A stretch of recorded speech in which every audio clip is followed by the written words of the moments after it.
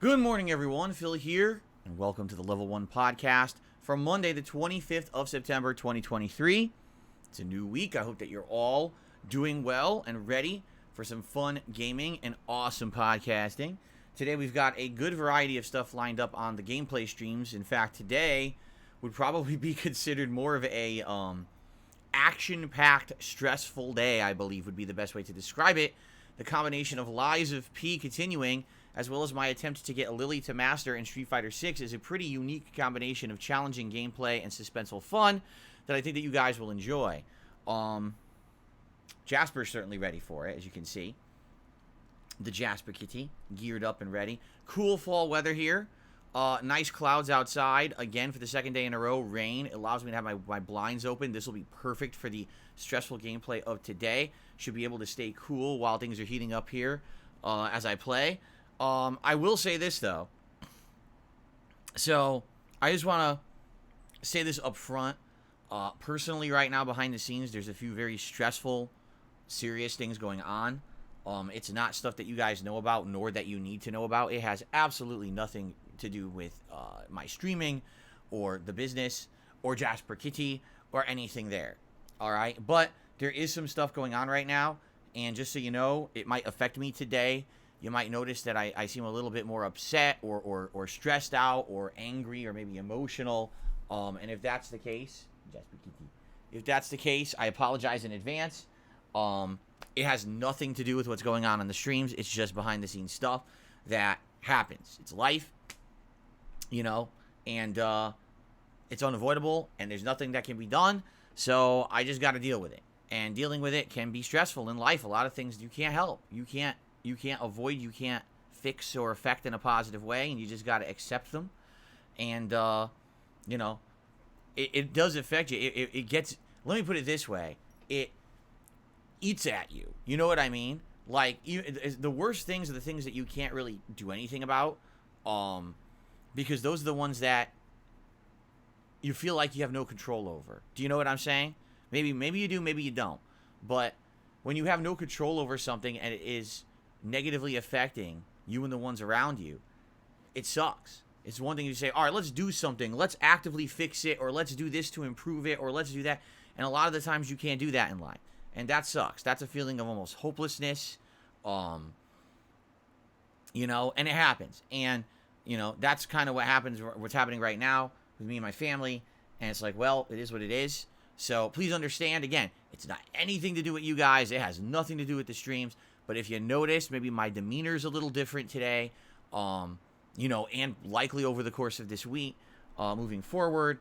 And if I seem really stressed out or whatever, it just so happens that this is going on at a day when I'm literally doing 2 stress-filled, challenging games, right? And it's like, oh, if only today was like a relaxed day. Now, Jasper, can you please? Jeez. If only today was a more less stressful day with the gameplay. But at the very same time, perhaps being immersed in gameplay, right? Jasper, enough of this. No, you're not climbing on me again. Maybe being immersed in gameplay, you know, is just what I need to take my mind off things, right? And so, you know, I only want to give you guys a heads up because there absolutely are days when, you know, I know that basically I kind of lose a little bit of control and I get a little bit overly upset and it comes through and people are like, wow, why is Phil acting like that? So I just want to give you a forewarning just in case today, okay? And obviously I hope for the best, but, you know, it is what it is. Okay? All right, and that's all I'm going to really say about it, just giving you guys the heads up who are here. Now, before we get into any important topics, like my determination on Mortal Kombat 1, my follow-up to my discussion about, like, Lies of P and how it's going right now with the playthrough and the schedule and all of that. And by the way, game news, we got a good amount of news today to talk about, important news, I would say. I do have an update, and the update is a good one, but as usual, it's an update that is not surprising, and sadly, I wish that there was more of a positive, Jasper. Now you're going to eat wires? I mean, this is getting ridiculous. Stop this right now. Jasper, come on. I'm already at my wit's end today. I don't need you behaving like this, okay? I don't need you behaving like this.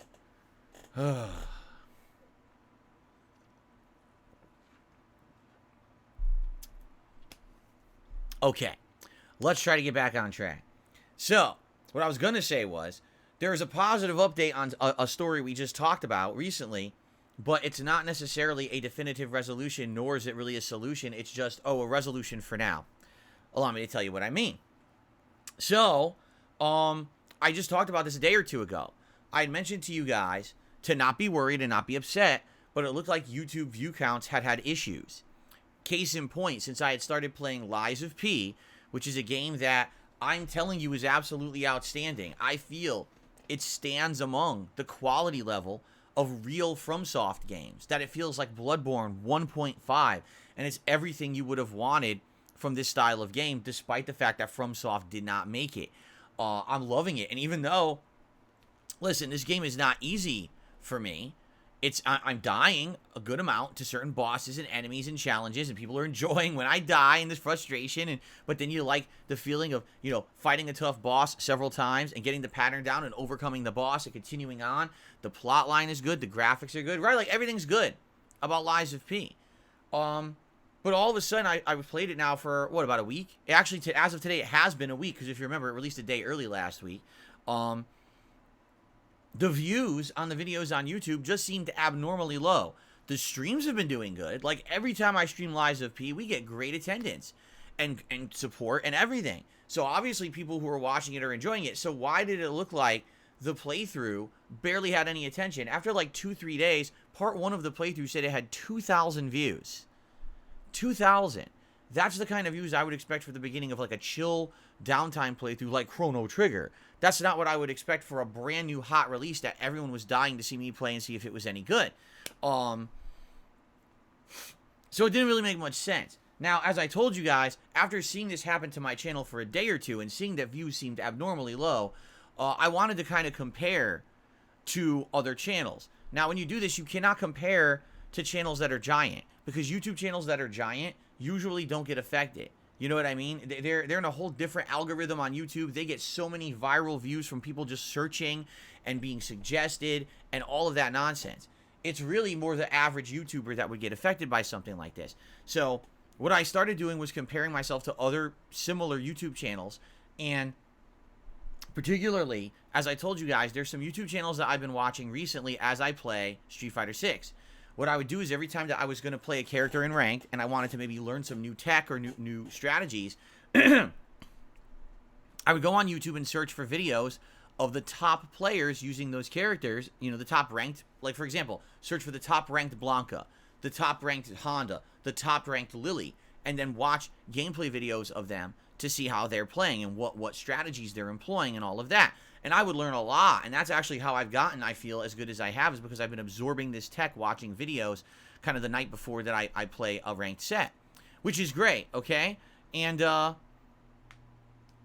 so, in truth, it's not a huge deal for me, but I'm like, let me compare myself to some other YouTube channels to see what's going on.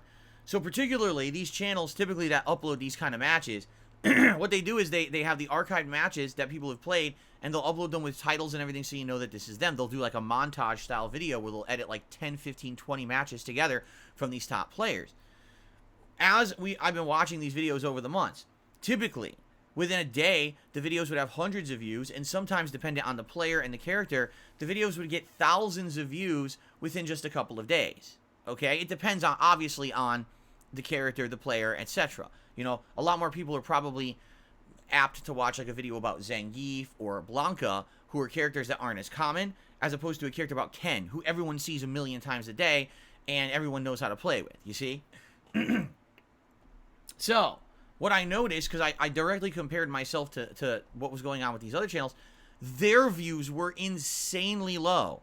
So, for example, this, one particular channel, and there's more than one that I watch, but there was one channel where distinctly, this channel, when they upload a new video, they get hundreds of views within a day, and like I said, within a few days, thousands.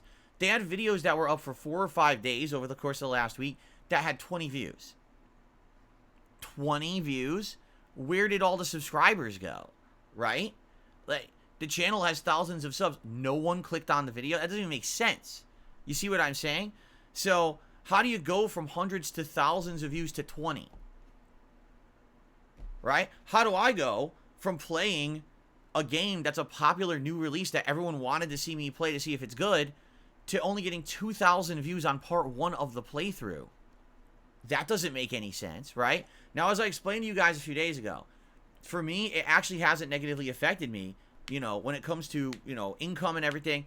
Everything seems fine. YouTube has not stated, oh, ad revenue is down. And you guys have been very supportive on the streams.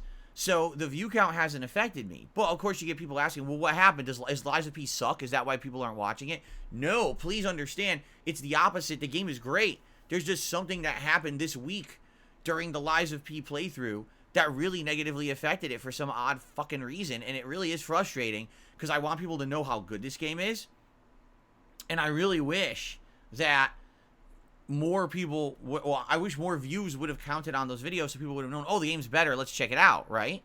I hate to say it, but yes, initial view counts actually is a distinct way that people judge quality on YouTube, and that's stupid. It really is stupid, because I don't think that how many views a video has is representative of how good the content of the video is, or how good of the content creator is either. Some of the people out there that are the most popular are morons, who make crap content for more morons. So morons support morons, and then you end up getting some of the worst content on the internet. At the same time, a game like Lies of P was kind of a game that everyone was like, what if? What if it's good or not? I wonder. We're on the fence. We won't know till it's out. And I know that my viewers were waiting for me to play this game and wanted to see if it was good. And I'm worried that, what if someone stayed away for a week, wasn't watching, and they come back, they're like, oh, now I'm finally going to watch Phil play Lies of P. Wait, what? Part 1 has 2,000 views? That's terrible. It's a new game with no views. Obviously, the game sucks. No, that's not the case. YouTube fucked up somehow.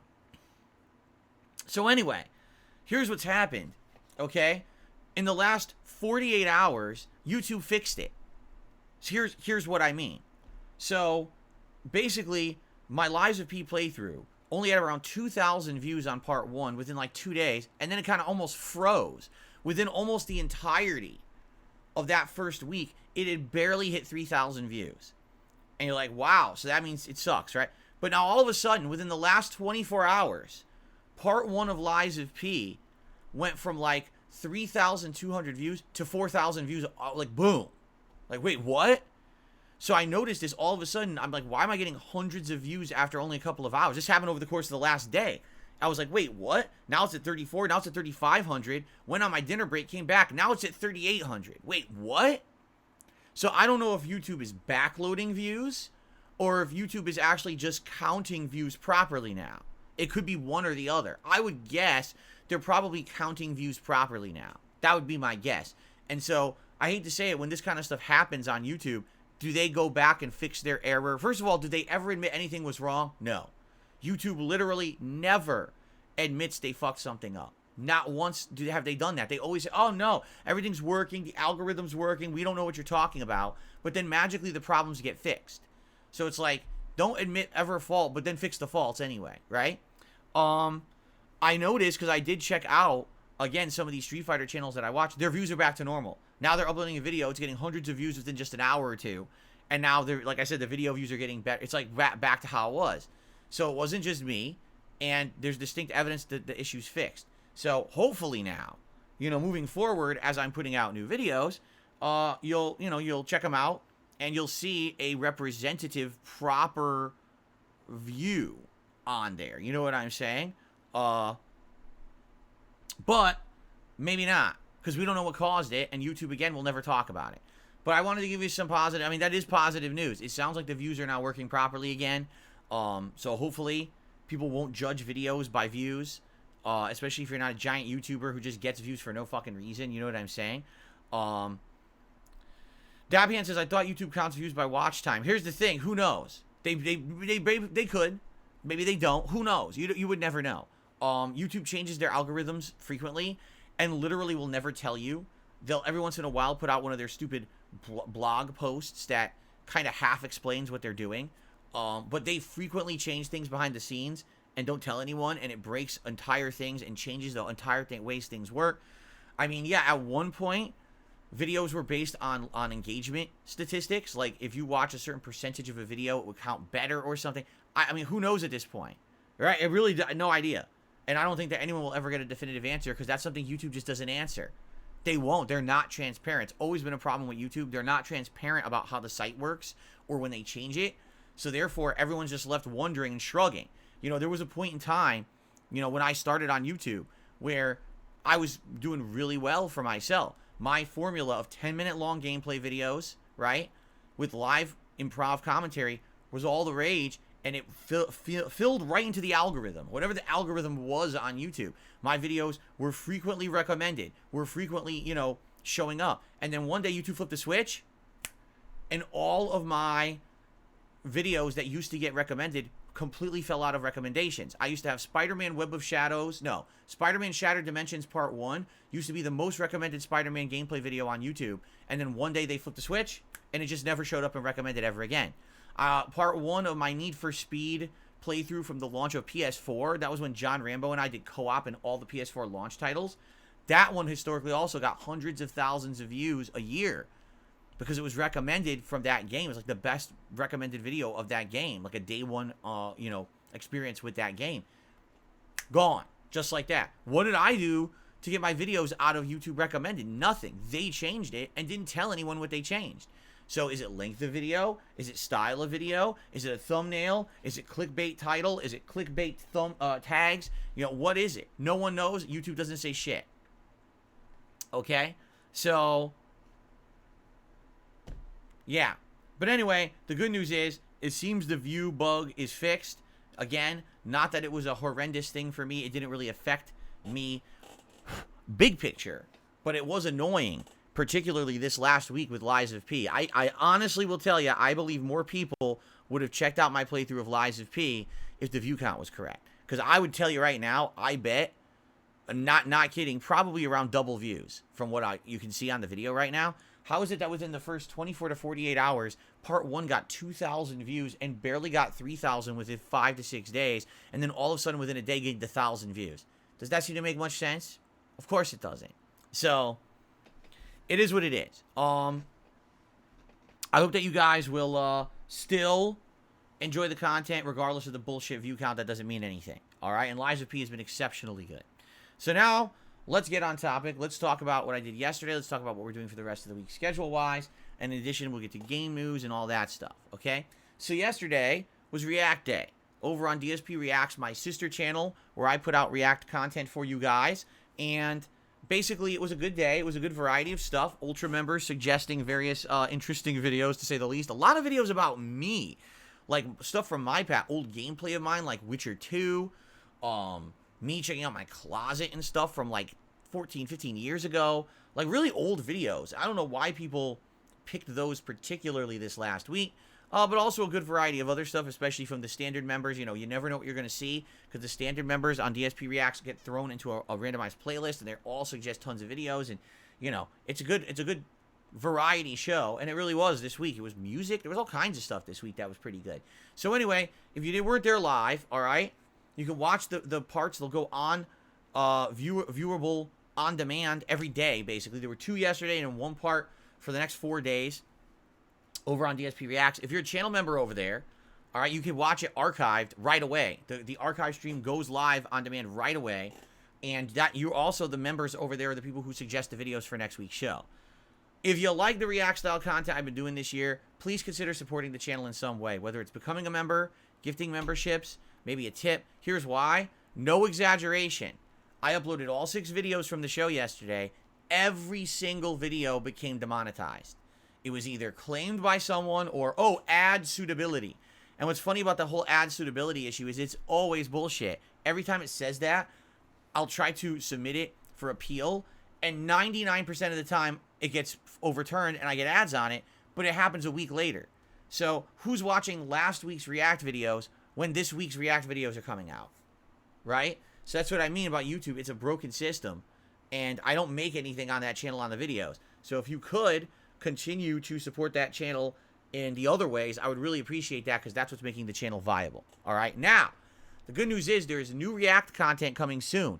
I am going to actually do a movie review this week, either tonight, tomorrow, or Wednesday. And I was thinking about it. I was like, you know, tonight I might end up staying late to try to get Lily to hit Master in Street Fighter 6. So probably not tonight, but either Tuesday night or Wednesday night, I'm going to film a review of Halloween from 2018. This was the reboot trilogy of the Halloween horror franchise, which honestly, I didn't even know it was a reboot. I thought that it was just continuing on the plot of all the other Halloween movies, but this was a restarting of the plot line after the events of essentially the first 2 Halloween movies, I want to say. So it was like Halloween 1 and 2, and then skip all the other ones. They're all bullshit that never happened, and then Halloween 2018.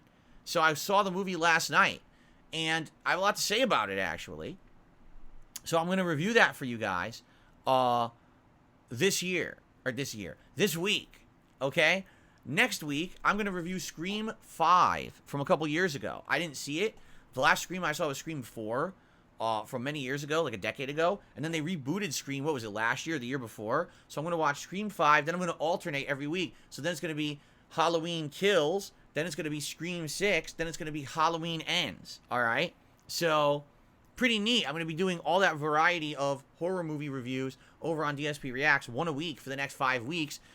Obviously in honor of Halloween at the end of October, okay? So it should be pretty good content. I hope you guys will check that out. In addition, in the month of October, we're going to be doing a Tier Maker special event where I'm going to be rating horror movie franchises against each other in a big showdown event on a late night stream, and I'm sure that you guys are going to enjoy that. Plus, since we do have an actual Halloween Day marathon, there's likely going to be extra added content on the channel in October. Probably some, you know, something revealing my costume, probably some food video and stuff like that, okay?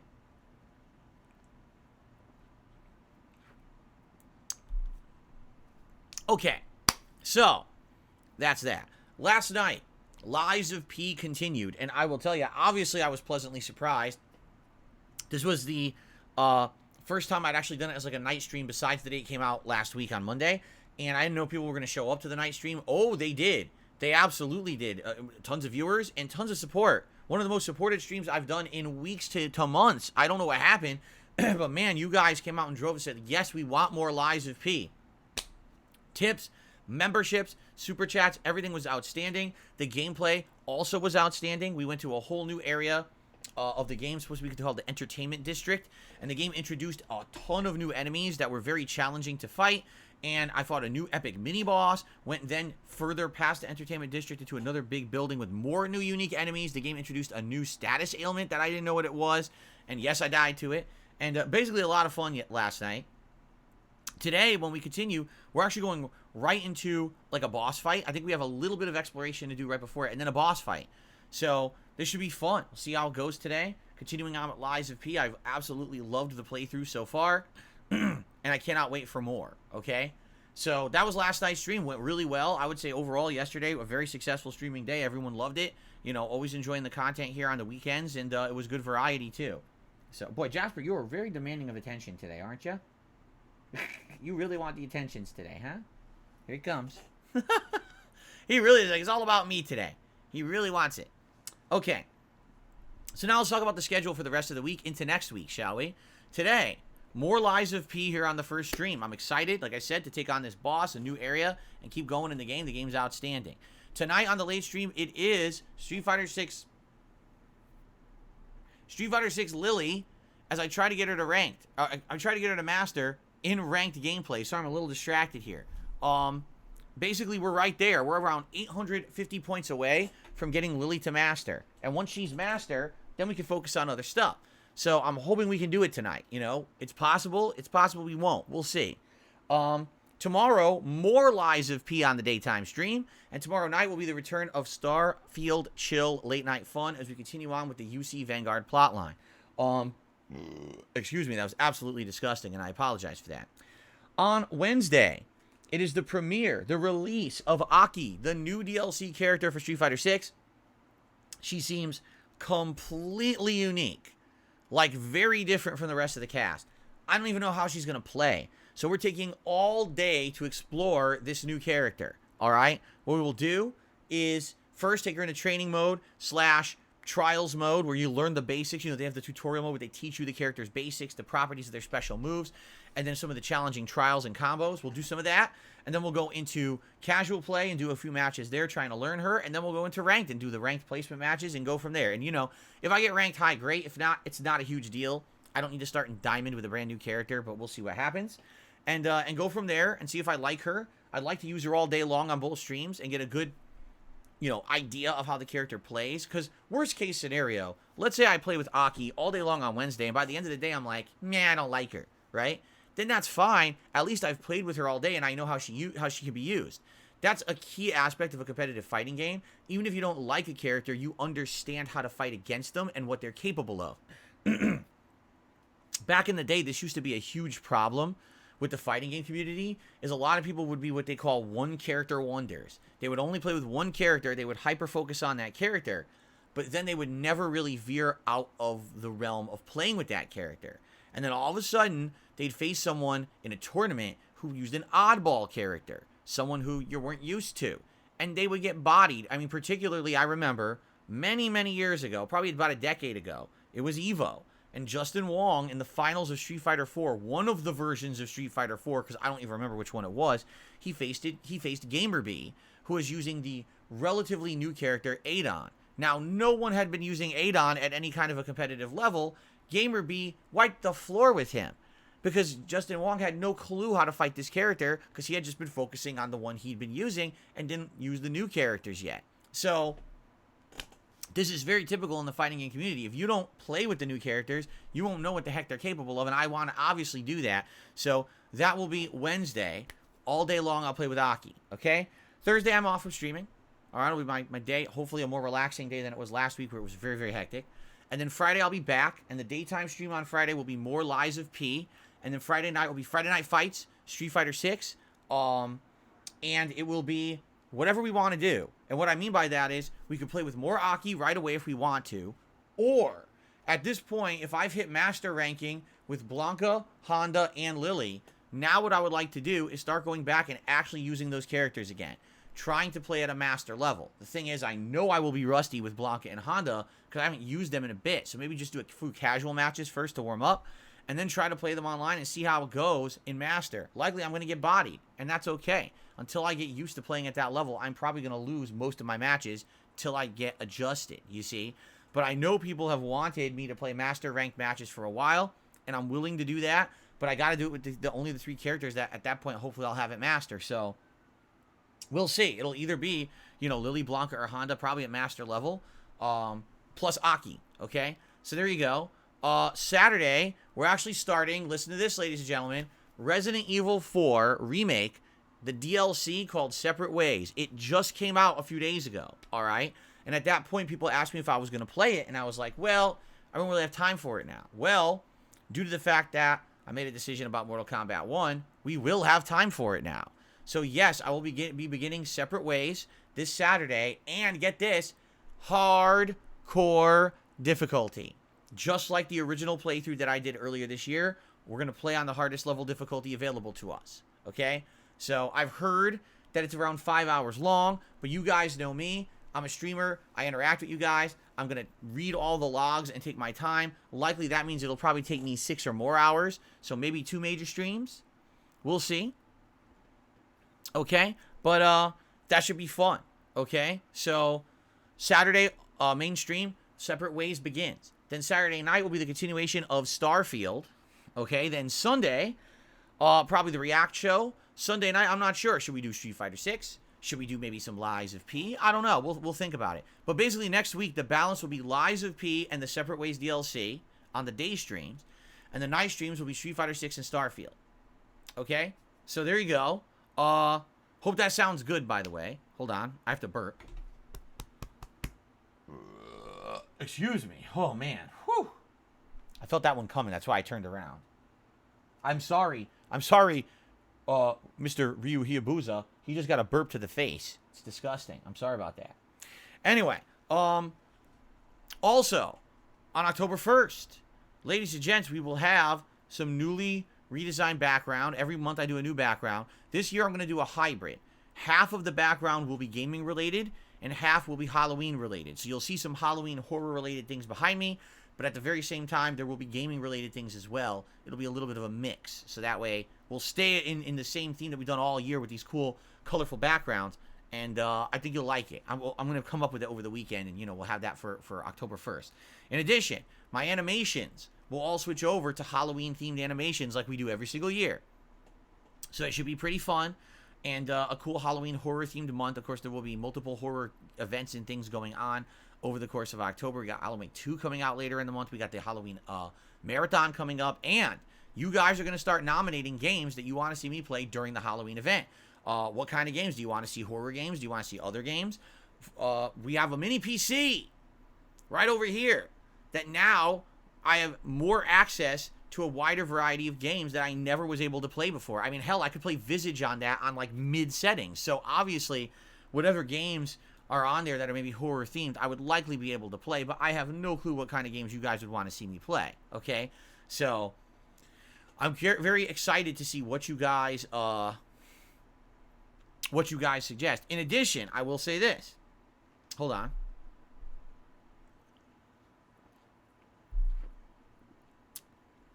Since I do a weekly React show every single week called DSP versus the Internet on my sister channel, DSP Reacts, it might make sense if you're a member over there, suggest Halloween-themed or horror-themed videos. I would love to see videos about horror movies, Halloween, decorations, funny videos about Halloween. Anything about Halloween all month would make sense. That's one of the cool things about having a React channel, is that we can have themed content during these times of year. So, abso-freaking-lutely, let's do that, okay?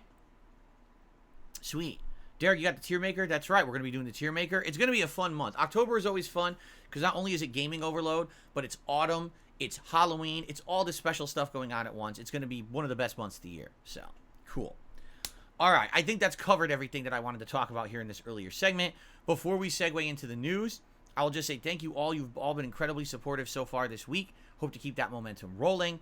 My goals for this week was to hit 650 members, which we did last night, which is excellent.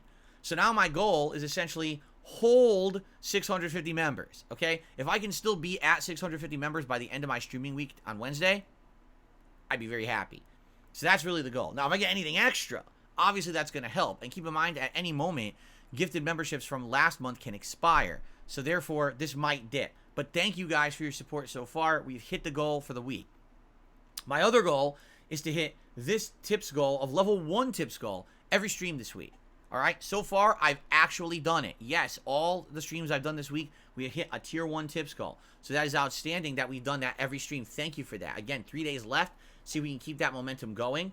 That'll be absolutely outstanding if we can hit that tier 1 tips goal every stream this week. Okay, so as you guys know, I'm a lot different from a lot of other YouTubers. All right, number one, I don't have any partnerships. I don't have any sponsorships. I'm not collaborating with anyone. I don't get any cross promotion. It's just me. Number two, I don't have any paid product placements. None of that stuff. I rarely ever run advertisements on my streams. If I do, it's usually like one big, ad break because I'm using the bathroom or something. All right? Very different from a lot of other content creators, and what they've done over the last 5 to 10 years is they've had to adjust to the new climate where ad revenue sucks. I've kind of tried to remain true to myself and remain the same and try to keep this as shill-free as possible. And one of the major reasons why I've been able to do that is you. Because you guys like the kind of content I put out. You appreciate the fact that when I'm making gameplay content for you, it's honest. I'm not sugarcoating what I'm saying. I'm not trying to spin it in a way that gets me clickbait views or popularity. Because the truth is, I'm such a small-time guy, I will never have clickbait views or popularity. Do you understand that? But I'm very happy having the audience that I have and making curated content for you. Because I do that, you guys have been so supportive in the last 15 years that I've been a YouTuber that I make a living and I can still do this full time. So I really appreciate that. If you enjoy all this style of content and you want to see it continue to be successful, please contribute in one of the ways that I'm about to outline. Number one, engagement is key on YouTube. As silly as it sounds, yes, if you're watching a stream or you're watching a video and you're enjoying yourself and you click like, it significantly helps. It really does. Don't ask me why YouTube bases everything off of that, but they do. That engagement is key. The more engagement, the more apt you are to show up in search or get as a suggested video for someone. So please like the content that you're enjoying watching here. In addition, commenting. So talking with me here in the stream chat, commenting on a video. Even if it's, oh, I'm just here to say hello and welcome, and I hope you're having a good day, or hey, I'm just here to say I want to help you with the algorithm, good video. Like that, basic comments like that help, seriously. So please engage with the content if you enjoy what I'm doing here, all right? Now, if you want to go above and beyond just basic engagement, there's many, many ways you can do that. You can become a channel member or gift a membership to your fellow viewer. This time of year, gifted memberships are superb because we got so many big new releases coming out, people coming by, and they would love to have access to all of my emotes, to not have to abide by slow mode rules of the chat, to have a cool chat crown badge to show how long they've been a supporter, and all the other perks that you get along with being a member. So please consider becoming a member today. I'd really appreciate that, all right? Or, of course, gifting memberships to the community, that also helps. Super chats and super stickers, great ways to support a stream. And you get a big pop-up in the chat if you do them, and I'll give you a shout-out. Super thanks. That's a way to do a very similar thing, only on an on-demand video. And if you do that, I will personally thank you in the comments of the video, and I'll make sure that you get a thumbs up and a highlight if you do a nice super sticker for me. Tips. Tips are a great way to support everything here because tips are a direct contribution to my PayPal. When you do that, that's something I get immediately. And being transparent here, yes, PayPal contributions have less of a cut taken out of them than anything else. They just do. It's less of a middleman, right? So it's a great way to contribute. And tips, you know, because they are such a great way to contribute, we have rewards like Gunner glasses, or you pick a silly hat for me to wear or a vest for me to wear during a live stream based on tip levels that we hit. So thank you guys in advance. Please consider, again, if you enjoy the content, supporting it in some way today. Let's get to news, shall we? We have, I think, 4 stories today, I want to say. Let's see. News story number 1. This is a rumor. Oh, hold on a second. Ladies and gentlemen, it's time for my favorite segment, your favorite segment, and everyone's favorite segment. It's time for DSP News. So, there is a rumor going on regarding the Call of Duty franchise. And here is the rumor. Are you ready for this? The rumor is that the Call of Duty franchise is getting added to Game Pass sooner rather than later. And you might say, well, what do you mean by that? So here's how people have discovered it. If you go online right now on any Xbox console and you go to the store, you know, the online store, and you look up Call of Duty Black Ops 2, okay? And you go to possibly try to purchase the game, the following message actually pops up on your screen. Are you ready for this? Receive this item for free with your gaming subscription to Game Pass. Check out, and it's yours forever. What? But there's no announcement that Call of Duty games are on Game Pass. No one, you know what I mean? Like, no one said this. So what people are guessing is that this was actually an error, that they are actually preparing all of the more retro Call of Duty games to be under Game Pass, and they screwed it up. They basically had this message pop up too soon, but they're preparing for this launch. Keep in mind, the Activision Blizzard merger is basically going to go through. It's just going to be around mid-October now. They were planning on it originally going on much earlier, but because of all these regulatory holdups or whatever, it took a while. So it sounds like this is legit a mistake. They didn't mean to put that message there this early, but yeah, it seems like that's where they're going. So as soon as this merger goes through, if you're a Game Pass subscriber, you should have access to all the retro Call of Duty games, their campaigns, as well as online play. Keep in mind, there's not ginormous communities playing the older games, but still, hey, that would be pretty cool to go back and play some of the older games, right? It's not bad at all. So, it's a rumor, because, you know, nothing's confirmed it, but it is kind of weird that that message would just be there for no good reason, right? So, that's the first news story. News story number 2. The former founder and head of Platinum Games. His name, when I go to DSP News, my seltzer water shows up on camera. It's very disturbing, isn't it? It's very distracting. The former founder and head of Platinum Game Studios, Hideki Kamiya, has publicly announced he is leaving the studio. The studio's not closing. He's just decided to leave. All right? Listen, because it's really weird. He made a public announcement of this last night on the X app. Just listen to how he worded it, okay? As announced on the official Platinum Games X account, I will be leaving Platinum Games on October 12th, 2023. This came after a lot of consideration based on my own beliefs, and by no means was an easy decision to make. What does that mean? However, I feel this outcome is for the best. I will continue to create in my Hideki Kamiya way, and I hope you'll keep your eyes peeled. What on earth could that mean? His own beliefs made him leave the studio he founded? What beliefs? Right? Like, could this be gaming beliefs? Like, he believed he wanted the studio to go in one way of game development and they're going in another way, or at least maybe the people in charge who kind of dictate what Platinum Games needs to do are telling them do this, do that, and he doesn't like that? Could it be that there's an internal squabble in the company? Right? Like, what is going on exactly? Could it be that they wanted to put pronouns into character creation of Platinum Games? Okay, that's a reference to my react show from yesterday from the Starfield guy who ranted like a nut job about that.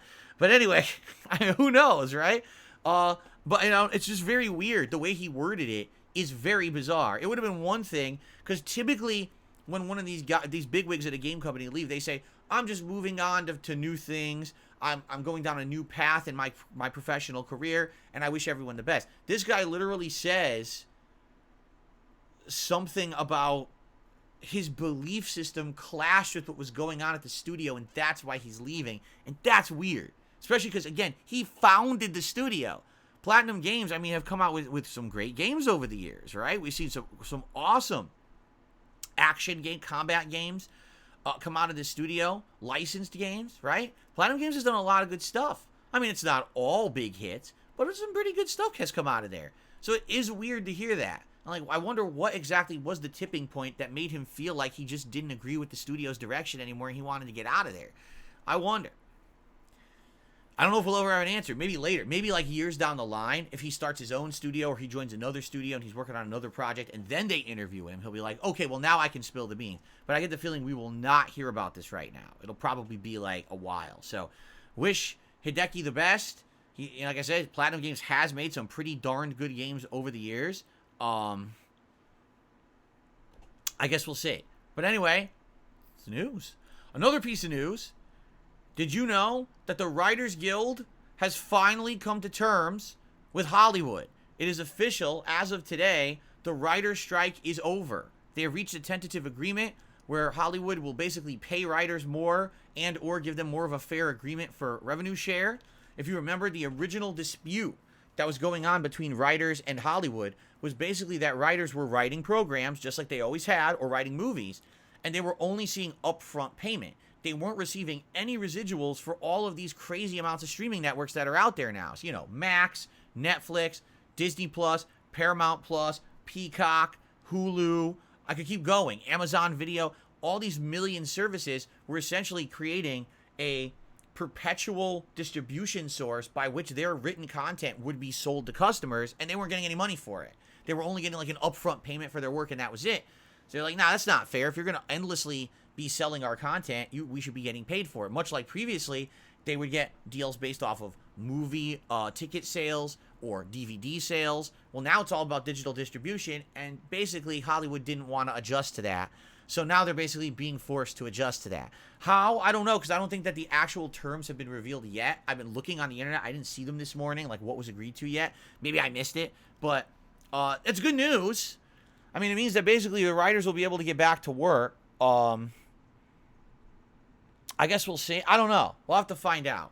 But there's been a lot of shows that have basically been closed for a very long time. You know, late night comedy is essentially a brand new written show every day, all year long. And those shows have been, off the air for many, many months, or in reruns or whatever.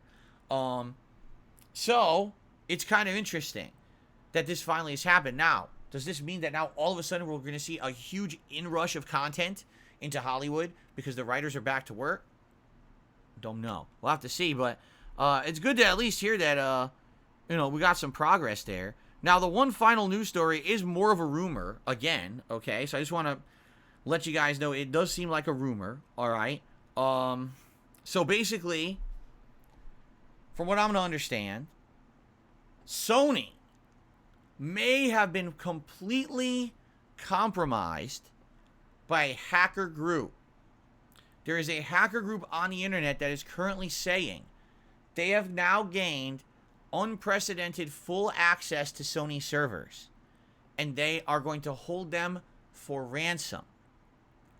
But that just happened this morning, like it was just announced, and Sony hadn't made an official comment yet about it.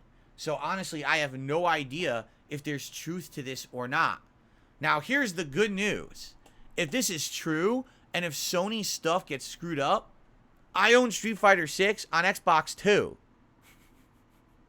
Right? So, at the very least, if this is true, and if Sony servers get shut down for like 2 weeks, which would obviously be disastrous for them during this very busy gaming season, I can still play Street Fighter on Xbox. So that's at least a good thing, right?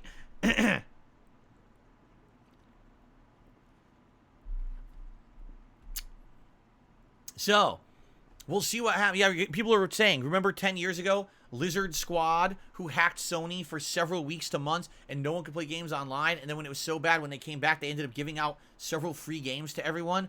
I remember, and I remember during that time frame, I was still an Xbox primary gamer. So again, it didn't really affect me. All the games I wanted to play online, I was playing on Xbox. This is a system where, or a situation where it absolutely benefits you to be cross-platform. Because if one platform goes down during the busiest gaming season of the year, you still want to be able to play all the games, right? And for me, like the one multiplayer game I'm playing right now, absolutely Street Fighter 6, I'd be able to jump right over and continue to play that game on Xbox if I wanted. Now, I'm not master level, except for Blanca over there. So again, it might be like going back to square one again. It's like, what are you going to do? If we have to do it, we have to do it, right? I guess we'll see. But hopefully, maybe it's bullshit. I don't know. Maybe it'll be resolved. Because, so like I said, as of this morning when I got this story, just literally minutes before I went online here, there was no answer from Sony. Now, I don't know if Sony's going to come out and now confirm or deny. But this hacker group is essentially saying, yeah, we got them. So, more info coming. I guess we'll see what happens, okay?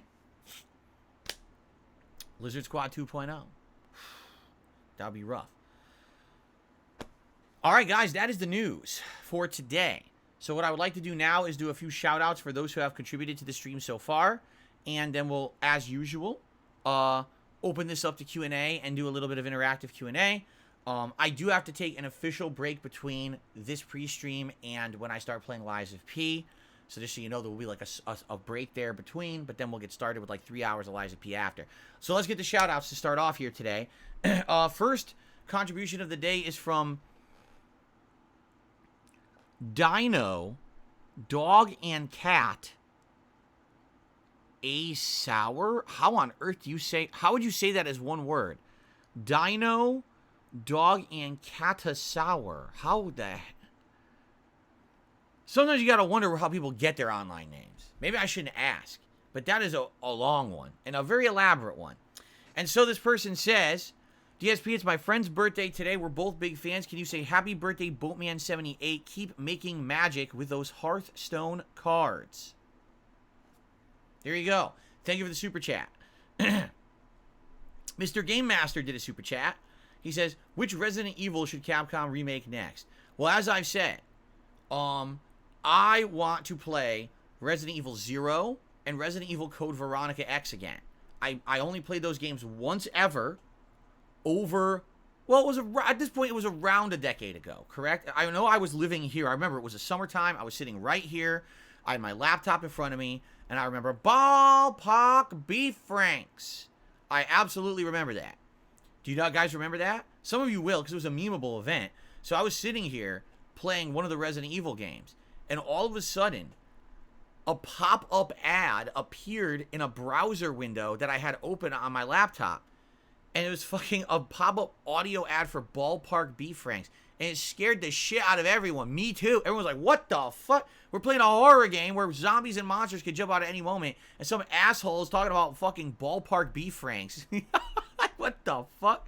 It was really weird. But that was like almost a decade ago now. I want to say that was maybe like 2015, maybe.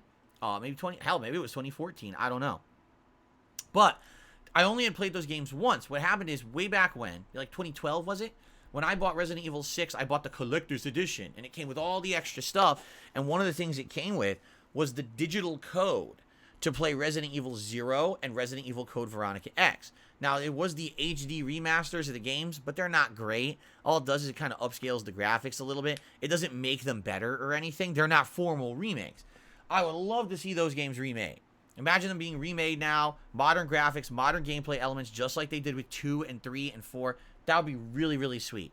I would much rather see those remade than Resident Evil 5. I don't think Resident Evil 5 at this point needs a remake, honestly. I think I would like to see those two, and then maybe even, I know it's weird, I'd like to see Resident Evil 1 remade from the ground up. Because you could say, well, they already did that. Well, you're right, they did ages ago, and that one is also outdated now. So I like to see a real modern remake of Resident Evil 1. Modern graphics, reimagining the Spencer Mansion with all new puzzles, all new enemies. Like, imagine if it's Resident Evil 1, but they've remade the whole game from scratch, where it's all different, and it feels like a fresh game, but with the same plot. Like, that would be super duper good. So that's what I would go for. I don't want to replay Resident Evil 5 and 6. They're too recent, you know. But the other ones, absolutely. So that's my take on it. So thank you, Mr. Game Master, for the super chat. And then Daddy Pig did a super chat and says, Hideki found God? I mean, who knows? Oh, by the way, oops. Sorry about that. I left the DSP news up there. My fault. Maybe. I mean, we don't know what happened to Hideki. The way he worded it was just so odd to me. You know what I mean? Like, saying that basically, you know, my beliefs aren't in line with the studios or whatever. It's like, your beliefs? Like, what on earth is he referencing? It's just so odd the way he worded it, but thank you for that. I received a tip. Ladies and gentlemen, I received a very generous $50 tip from D-Man. Thank you so much to D-Man. All right, and D-Man basically says, whatever it is that may be bothering you, I hope it gets resolved soon. Stay strong. Thank you, D-Man. Like I said at the very beginning of this show, you know, some things happen in life that you just can't control. And, you know, they bother you, they get to you. And whoops, not 50 question mark, 50 yes, it's definitely a $50 tip. And we all go through it. It's not just me, you know, we all go through stuff in life, and I appreciate that. I just hope that, like I said, that today I can kind of be distracted on stream and have a good time with you guys. And the thing is, today is a stressful game day for sure. So I hope that, you know, the added stresses of the things going on behind the scenes in my real life don't affect the gameplay stuff that I do today. But I mean, I've been very immersed in Lies of P recently. I've had a great time with this game, and I think that we're gonna have more of the same today. And obviously, the climb to master is incredibly arduous and challenging, but it's been a great journey with you guys over the last several weeks with Lily, in Street Fighter 6. So I guess we will see what happens over the course of the day. But thank you so much, D-Man. That's very nice of you, very generous for you. Okay, generous of you, I should say. I appreciate that very much. Okay, let's see here. I received a super chat from Lonnie Love God, who says, I love Lies of P, but it's really hard for me. Try not to rage. It gets really, really bad. Well, there you go. Lonnie Love God.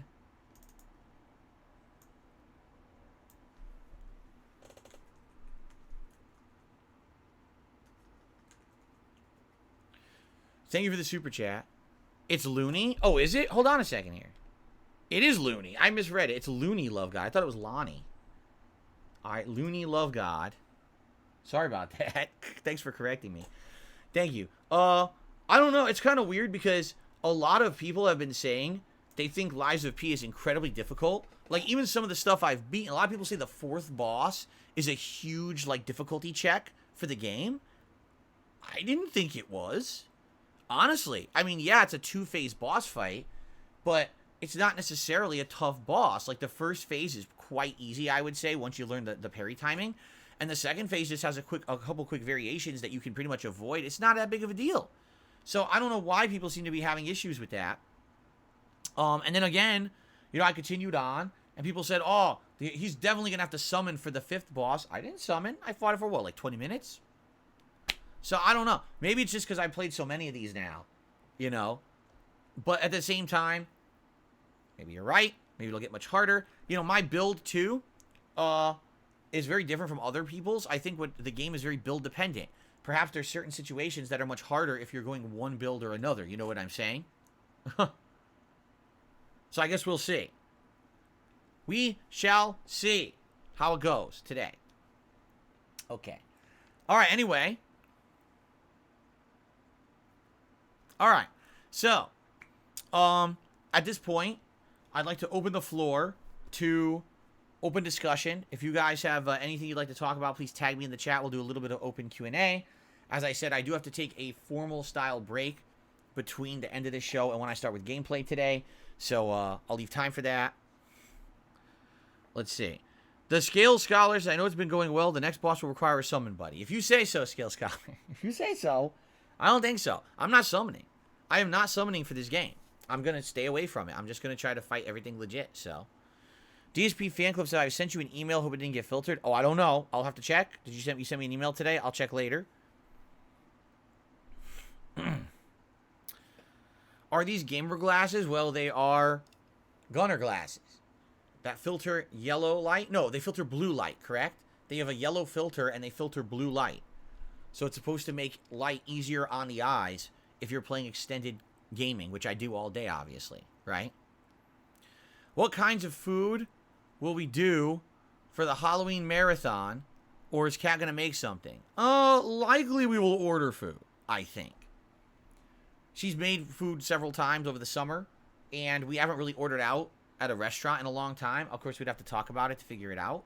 But likely I would say we'll probably, order something. Let me take a look here. It looks like Halloween is a Tuesday this year. Well, that's weird. It's a weird Tuesday. Yeah, we'll figure it out.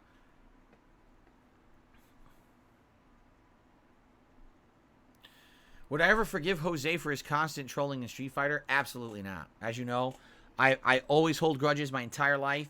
There was this one time, this kid, all right, so I was in like 4th grade, okay, and I was walking down the hallway, and this kid, he tripped, he stumbled, and he put his foot on top of mine, and I said, ah! And he looked at me and he said, oh, I'm so sorry, I didn't mean to do that, it was a complete accident.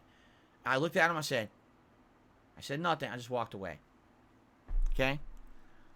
Let me tell you guys something. Last year, I was walking down the street, and I saw that guy on the street, and I punched him square in the nuts as hard as I could. And he said, oh, why? And I said, that's for 4th grade, bitch, and I walked away.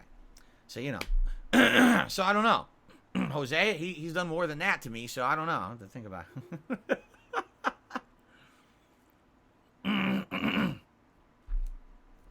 It's a fair trade, people are saying. Yeah, a fair trade. There you go. Inspirational. Oh, yes. That's what I do. I try to inspire all of you every day on podcast, obviously. Okay.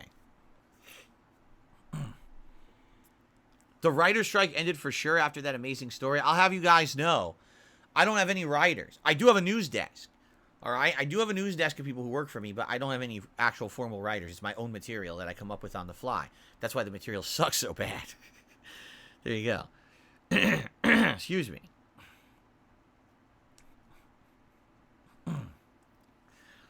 All right, so guys, I'm just going to say this. No spoilers. I don't want you guys spoiling anything about this game. I don't want to have any information about what's coming up in the game. So you guys got to cut that shit out. If you guys are going to start talking about other shit, absolutely not. I don't want to hear it, okay?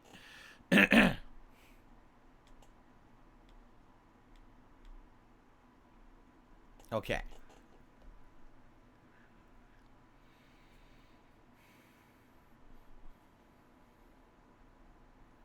All right. Anything else you guys want to talk about?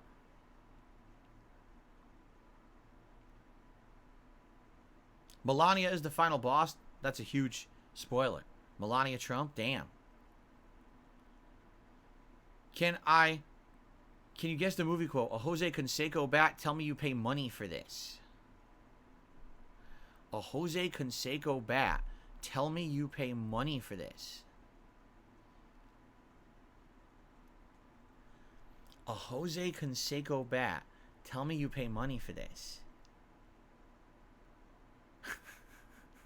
What?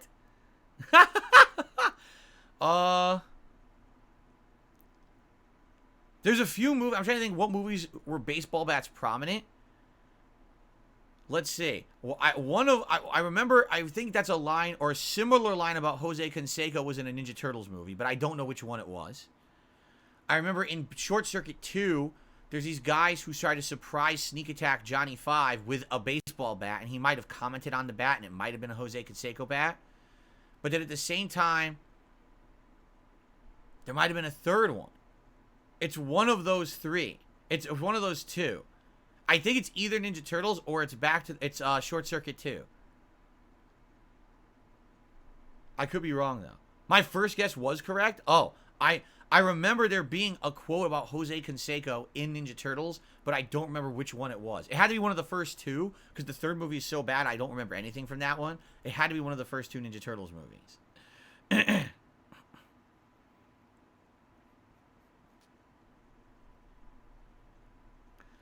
Which Ninja Turtles is it? By the way, Radical Jaws says, do you think Minot is top tier in Street Fighter 6, or is it just hard to fight her due to online delay? I have a lot of trouble handling her. I don't feel that she's too OP. I think she's higher mid-tier. The thing is, with her throw mix-ups, right? Her throw does insane damage if it catches you more than once. And the problem is there are just characters who have issues getting out of a command throw because they don't have good tools to get out of it besides guess and neutral jump, right? So, for example, one of the characters I'm using, Lily, is one of them. If you take a look, what buttons or moves does she have to stop a well-timed command throw? Well, her normals will basically get stuffed. Her throw gets stuffed.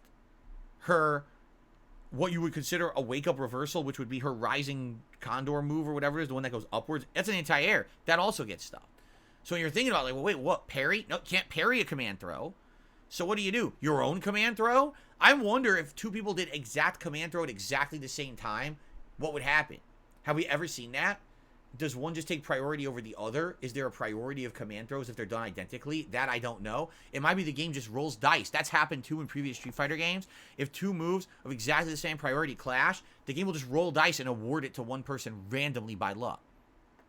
But the only thing you can really do is you can jump, neutral jump. But again, you're guessing, because keep in mind, if Minot is faking like she's going to go for a command throw, and she doesn't, and you neutral jump, she can just do her anti-air, and that grounds you right next to her, and now she could do a setup to go right into another command throw mix-up. So, basically, again, this is the problem with stuff like this. It's a bunch of guesses, and if you guess wrong, you end up putting yourself into a really bad situation. Now, any character who has a true invincible reversal has zero risk from Minot as long as they have meter. Anyone who, like Invincible Dragon Punch or whatever, just blow right through it, fuck her, right? So they don't have to worry. And that's what I mean. The top tiers have that. Literally every top tier character has an invincible wake-up move that they don't have to worry about the command throw mix-up, and it just defeats Minot. But the mid to low tiers don't have it, and that's why they have a harder time getting out of that, you see? So there you go. King Be Cruel says, Ralph was clowning on owning a Jose Canseco bat Ninja Turtles 1 when they first meet at the park. Oh, yes. Okay. Raphael is walking through Central Park. Casey Jones accidentally mistakes him for a criminal, like a street punk. And so he swings at him with the baseball bat, and Raphael catches the baseball bat with his hand. He looks at it, he goes, a Jose Canseco bat? Tell me you didn't pay for this. Because basically he's saying Jose Canseco sucks. Why would you pay for a branded bat? See? There you go. I remember it completely now. I remember the whole scene. And I remember even Raphael eventually takes off his trench coat and hat, and freaking Casey Jones goes, you're a street punk, a weird, tattooed, green street punk. What the? He's like, what the hell? I totally remember that scene. Okay. What does your controller look like? How long have you had it? Well, hold on a second. What controller? Are you talking about my standard controller for Xbox? It's just a standard Xbox controller, but it's the red version. I've had it since I bought it Black Friday last year. There was a sale online, so I think I got it for like $35, way cheaper than the usual price. So that's what I use on Xbox. On PlayStation 5, I just use the standard PS5 controller, like nothing special, standard color. For fighting games, I use my Kanba, what's it called? The Kanba Obsidian 2 for PlayStation 5. That's the joystick that I use for PS5. And by the way, I've gotten mostly used to it now. If you remember, originally I was having issues with the stick, where a lot of the times I felt like I was accidentally getting a jump move instead of a standard move. I seem to have worn that out now. However, I do every once in a while seem to get an extra medium kick for no reason. I'm wondering what's causing that. Hopefully it's not a button malfunction. So that's the joystick that I use for Street Fighter 6, as well as any other fighting games moving forward on PS5. It's the Kanba Obsidian 2. There you go. I received a $5 tip from Big Larry Gaming. Sorry for the tip not going through yesterday. For some reason, it got frozen. Oh, was that you? See, I didn't know. It had said that a tip had gotten frozen, but it never explained why. And this just tends to happen sometimes with PayPal. It could be that PayPal freezes it just for investigation purposes. It could be something to do with your bank. I have no idea because I don't see that information. It would be available probably on your end, but not my end. So anyway, he says, I was asking something about Rocket League. I forgot what it was now. The tip will probably go through within the next couple of days, so you can probably answer it then. All right, if I see it go through, obviously I will count it and I will answer your question. We don't know when it's going to go through, though, right? King Be Cruel says, I love that first Ninja Turtles movie. I remember getting emotional as a kid when I looked like Raphael was going to die. Yeah, that's a serious movie for a lot of kids. Their Ninja Turtles experience had been the TV show, which was very cartoony and for kids. It was never serious violence. There was no gore. There was no threats of pain or death or emotional stuff like that. So then to actually watch the movie, and the turtles are getting beat up, and there's some blood and bruises, and, it looks like Raphael's almost like in a coma, and there's serious themes about kids getting hooked on drugs and getting addicted and fooled into a life of essentially crime and debauchery. These are serious topics that were covered. And I remember that was the first real movie where a lot of kids heard swearing. Damn. Remember how many times they say damn in the movie? And actually parents had a big problem with that. They were like, listen, our kids are watching your cartoon, then they go to see your movie, and it's like violent as shit, and they're saying damn constantly. By the way, at the end of the movie, the villain gets crushed in a fucking trash compactor. A garbage truck compacts him into paste. Like, what is going on in this movie? So some parents were very upset. My dad loved it. My dad loved the movie. I went to see it with my dad, and we watched it together, and we loved it. We were like, that was a great movie. Again, we were both blown away at the time at the special effects, the suits of the turtles. We were like, dude, I mean, it's absolutely ludicrous that there'd be giant turtles, but they fucking look good. We couldn't believe it.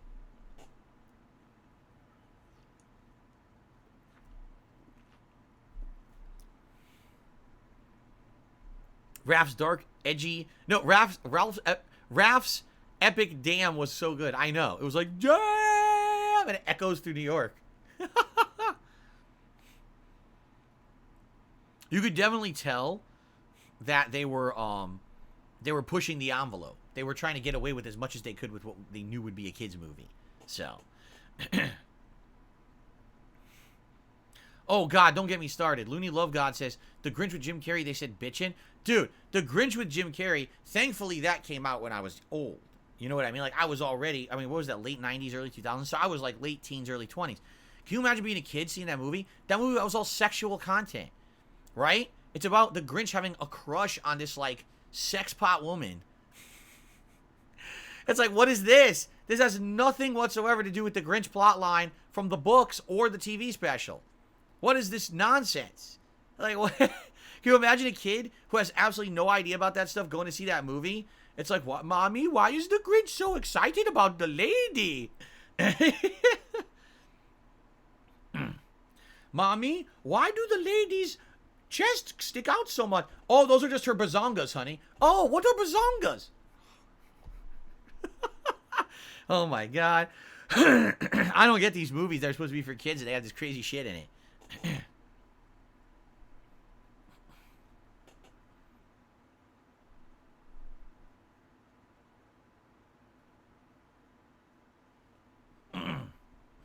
Yeah, I know. That's Hollywood for you, says Ortega. Hello, Mike. How are you? All right, guys. Any other questions? Anything else? Any other topics you'd like to discuss today on the show before, like I said, we go on our formal break here before gameplay? I've never played a Bugs Life video game. No, I have not, Willow. It sounds familiar. Did we see a Bugs Life? Like, did we see it on one of the digital stores? Like one of these subscription plans? We might have, right?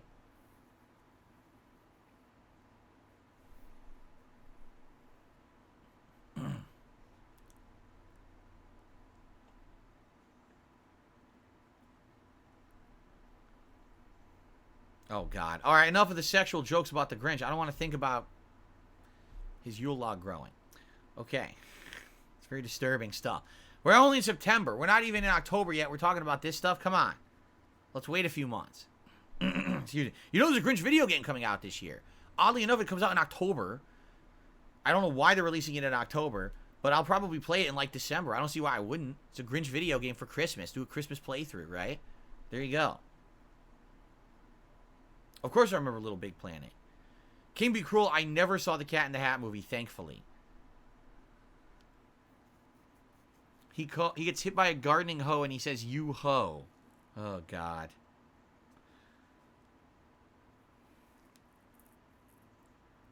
Ugh. Ugh.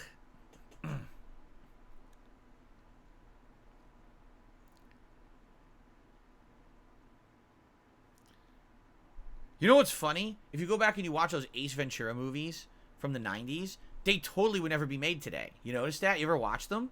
There's a lot of strong sexual content and jokes. I mean, the whole plot of the first movie is that the villain is, well, I guess I shouldn't spoil it for those who haven't seen it, but basically it has to do with transgender stuff. And it's treated as a big joke. Now, imagine if that movie came out today, people would be greatly offended that that was the plot of the movie. But back then, people actually thought it was funny, you know? So they could never even do that stuff anymore. Right? So imagine if they made imagine it said Ace Ventura is coming back. Jim Carrey resumes the role of an older Ace Ventura, right? We catch up with the character. The first joke, the movie would be canceled. The very first joke. I remember one of the best jokes of the movie. So Ace Ventura always has a rivalry with the real detectives at the police department, okay? So he's at the police department, and one of his guys that hates him, he looks down, and there's a cockroach walking across the floor, and he takes his shoe, and he goes, oh, and he stomps, he crushes the cockroach dead. And he goes, all right, Ventura, you know, here, can you crack this murder case? And Jim Carrey, he's so good with his delivery, he looks up and he goes, ah, yes, you see, the motive was that, how did he word it? The murderer saw the size of the victim's dick and became incredibly, insanely jealous. I was like, what? It's funny as shit in the context of the movie. My delivery was terrible. But some of those lines are just so good. Like, damn, they're off the cuff, out of nowhere. Good, like, funny-ass, like jabs and writing that's just funny for the time, you know? The rhino scene, the scene where he goes inside of a fake rhino and pretends to be a rhino, and then he climbs out of the rhino's vagina and pretends like the rhino gave birth to him. Yeah, I think people would probably have issue with that too. Probably not as much as the transgender stuff, though, to be honest.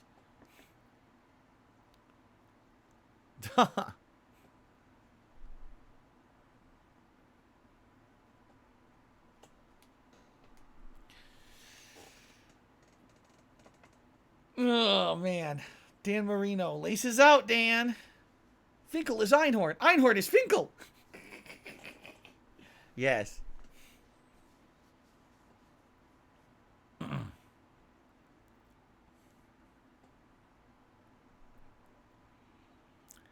Oh, my goodness. All right, guys. Any other questions? Any other things? It seems like the topics have gone pretty off the cuff here. So maybe it's a good time to end the show and prepare for the gameplay to continue, right? Perhaps.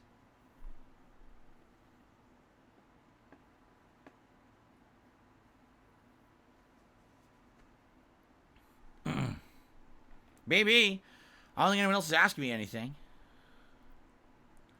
All right, I'm going to give you 10 seconds. Lady Charisma says, I think a lot of the older movies don't age well with jokes. Here's the thing again.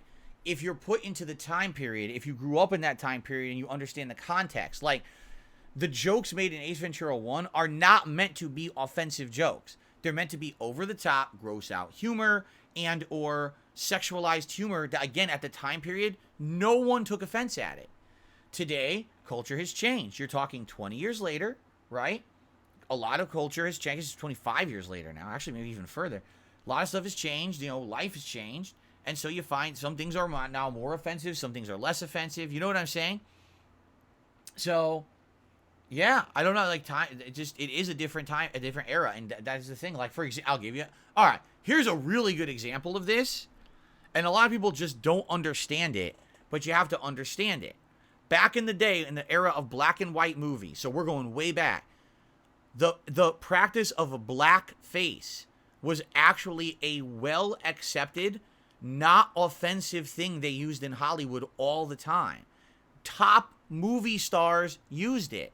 I saw this movie years ago. It was called Holiday Inn. And it had all these top, I think it was Fred Astaire was in it. You know, all these top movie stars. And there's an entire scene where all the white people are black-faced. And no one at the time was offended by that at all. It was all well accepted. That was fine. They were all pretending to be African Americans. And now today, everyone would be insanely offended by that. They'd be like, what, are you out of your mind? Not only is it cultural appropriation, but it's incredibly, you know, wrong. But back then, no one thought that way. And that's the thing. Culture changes over time.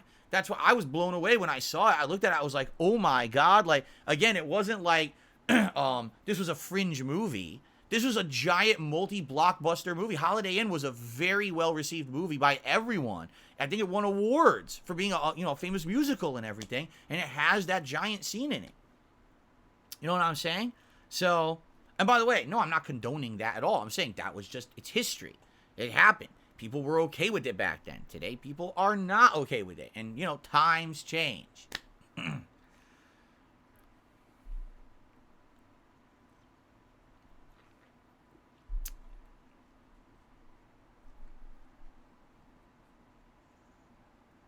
Oh, really? I never saw that movie. King B. Cruel says in the movie Breakfast at Tiffany's, there's a Mickey Rooney doing a stereotypical Japanese impersonation. It was absolutely horrible. Oh, really? Interesting. That's true, too. RGB says the biggest example of it couldn't be made today is Blazing Saddles. Oh, yeah. You know, all that humor, the Mel Brooks humor, a lot of that Mel Brooks humor was always pushing the envelope, pushing the boundary, pushing what you could get away with, and a lot of it was racial humor. And, you know, to this day, you can find it funny as long as you understand that it's not meant to be offensive, right? Then again, a lot of it is Jewish humor, and a lot of people say you can't really be part of that. If you're Jewish, you can do Jewish humor. If you're not Jewish, you probably shouldn't do it. It's found to be offensive, right? But again, that's what I mean. A lot of things over time just change, okay? And you know what I mean? Like, You just you got to roll with the times. You got to roll with all the changes. You got to understand what is going on, right? And do that. You have to. You have to adapt. You can't just be a dinosaur doing the same thing forever because society has changed in a lot of different ways, right? Excuse me.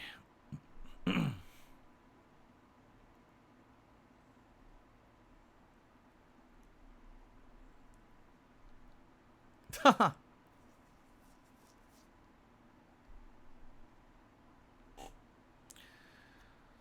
right, I'm just going to get rid of people who are obviously here just to troll. So, here we go. Good. I can get rid of a few idiots right now. This is always good to be able to get rid of the idiots before before we move on. Cool.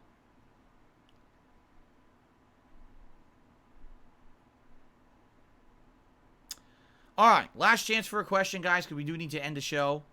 And, you know, then we'll take our break and get set up for the stream. Jade says, yo, Sub-Zero is like Ken in Mortal Kombat 1. I believe that. Sub-Zero seems to be one of the easiest characters to play in Mortal Kombat 1, but seems to be one of the best. Like, at any time, he can do a high-low mix-up that's insanely fast and very hard to defend against. And if he hits you once, he literally gets a giant combo. So there you go. Same thing with Raiden, which I didn't realize when I played with Raiden, because I didn't realize that his low kicks can combo into a giant combo. I had no idea. I thought it was just 3 low kicks, that's all you could do. But no, you could do 3 low kicks right into a combo, and it's ridiculously good. So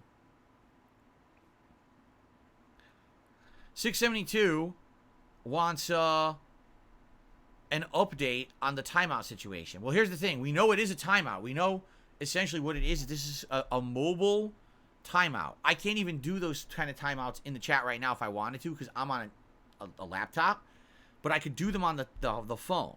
So now the question is, what's causing the timeouts? I don't know if there's a moderator who just comes by casually during the course of the day and does timeouts if they think it's appropriate or not. I don't know what's causing it. I have to keep looking into that. But I need examples of what's going on. So for example, today, if someone gets timed out and they can't talk, let me know. All right, and then what I can do is I can go to my moderators after the fact and say, hey, were any of you on stream today? Did any of you time anyone out? What happened? I can get the story. The thing is, we didn't even know what was going on previously, so I didn't even know where to start, right? I didn't know what was happening. So if we can figure this out, I can figure it out, all right? But I need the info. I need the deets in order to try to solve the problem. Yes, Sony did get hacked previously, like we already were talking about. Lizard Squad and how they were down for like weeks to like a month, and then they had to give everyone free games. Because again, how terrible would it be if Sony gets hacked now, and they got their balls over the coals, excuse me, and they basically can't get their stuff back up and running? Can you imagine that? And now they've got all these new games coming out that are multiplayer games, and no one can play multiplayer. Imagine Call of Duty with no multiplayer at launch. Woo-hoo-hoo. That would be a bad one.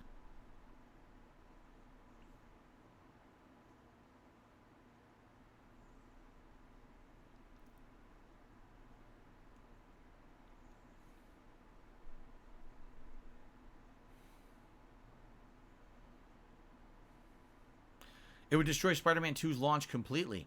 Well, yeah, if their network is down, think of it this way. If their network is down, people can't even download the game, and they can't, if they buy the game on disc, they can't get the day one patches to play it anyway. Because remember, when you buy a physical disc of a game now, that's not the game. That's just the initial install file, and you got to download all the supplementary content off the internet. Can you imagine if Sony servers are down? No one can get Spider-Man. It's a dead game until they fix the problem. Wow. That would be huge. I think everything else is cross-platform, right? All the other games coming out in October. Hold on a second. This is an interesting question here. So,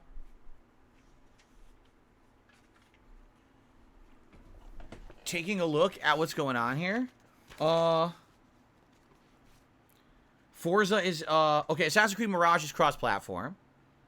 Detective Pikachu is Switch. Forza is Xbox. Lords of the Fallen's cross-platform. The Grinch is cross-platform. Alan Wake 2 is cross-platform. Super Mario Bros. Wonder is Nintendo. Skylines is Xbox. Sonic Superstars cross-platform. Yeah, so Spider-Man. Spider-Man 2 would be the one game would be completely and utterly destroyed, could not launch if their servers are being held for ransom. Wow.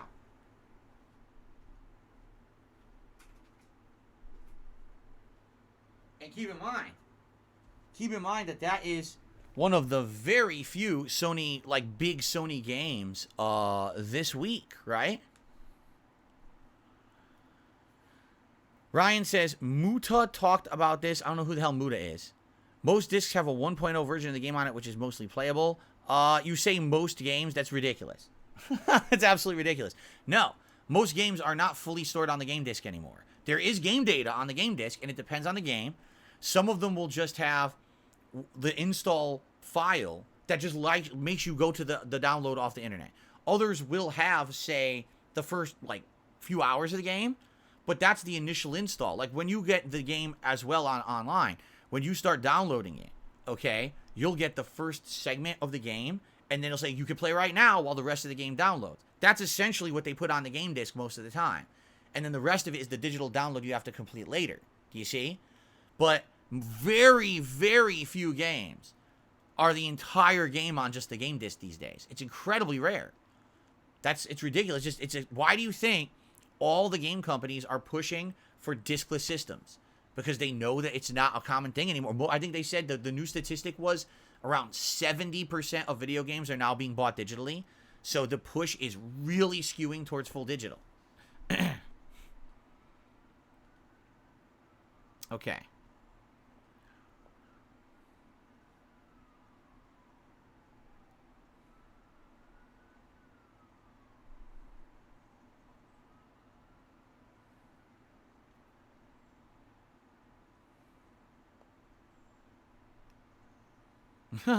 Okay. Excuse me. All right, guys. Let's end the show for now. Thank you for watching. I appreciate. Tomorrow should be an interesting show. We'll talk about, what new stuff we did in the Lives of P. I'd be happy to talk about my progress in Street Fighter 6. Hopefully we did hit Master with Lily. I don't know if we will. It's going to be rough going, I feel, tonight. But thank you for a great show. Thank you for the distraction. And thank you for the entertainment, and thank you for the discussion and the fun before we get into ultra-difficult gameplay. I always appreciate that. I thank you all for being a great audience, and I will see you tomorrow.